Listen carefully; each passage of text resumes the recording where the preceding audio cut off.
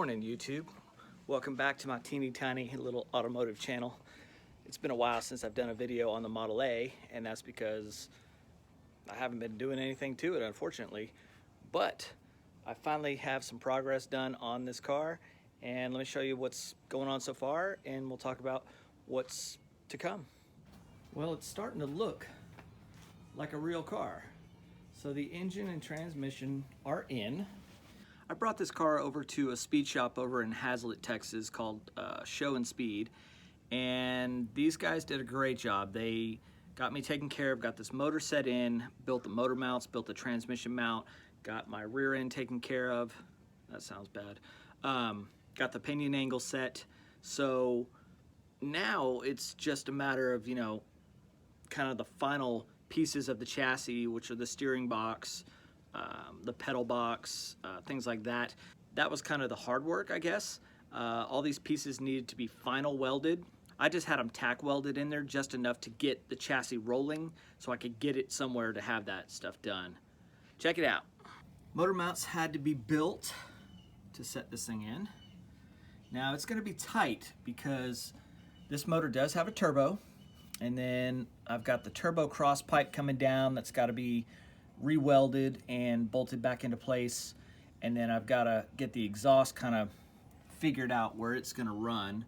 It's going to be really tight through here as I have my steering column coming down.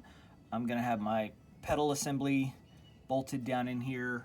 See, that's the stuff I have to figure out, but now at least this thing is to the point where it can roll in and out on its own. Let me show you the rear end. So here's the rear end. Everything is final welded and in place, thank goodness. I'm super stoked about that. I have my 4-lug Mustang wheels on here now because this rear end came out of my wagon project, but I've already ordered the 5-lug axles and they are on their way. I have a Mustang T5, and what a lot of guys do to that transmission is they will use a tail shaft off of an S10, and what that does is it takes the shifter from here to right about here. What I'm going to need to do is just notch this section of the body so I can get my shifter to fit where it's supposed to be. I don't want to change the tail shaft if I don't have to.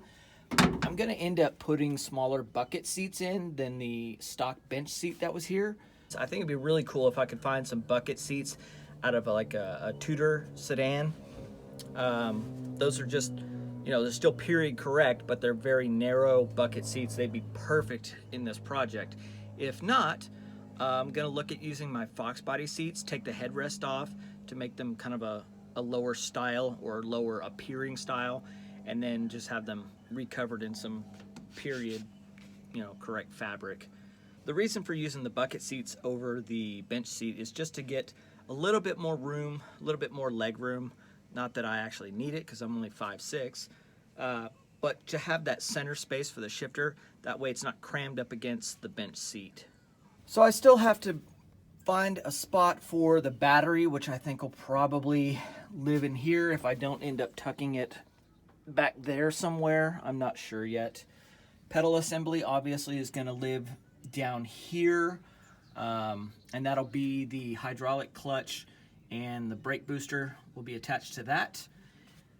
So yeah, not a ton of space, but I work with what I got.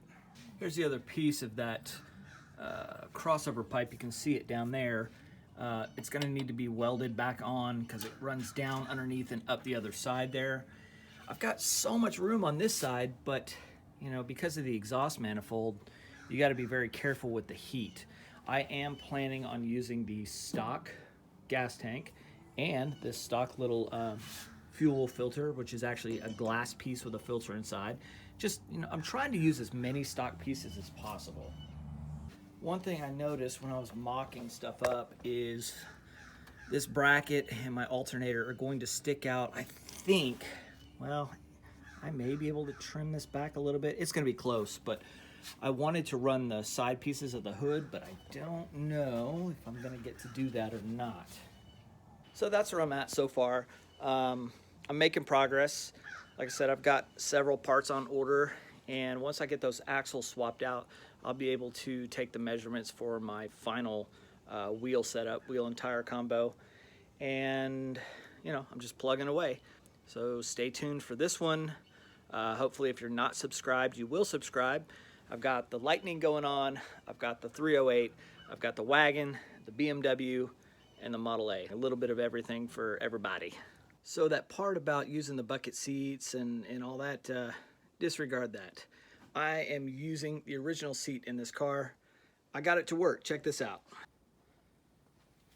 I thought it was going to be way too tight, but it turns out I have just enough room. So I had to trim the front bracket just a little bit, but I can still mount the seat just fine.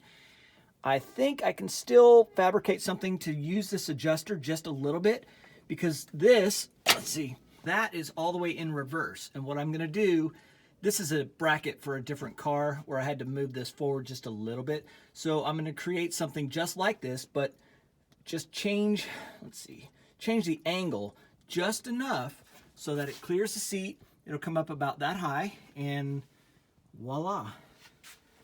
I'm glad I got to keep the original seat and use that. Bucket seats would have been cool, but I'm trying to reuse as much of the original car as possible and all the parts I can. I can't wait to get this thing buttoned up. Thanks for watching. Stay hungry, stay foolish.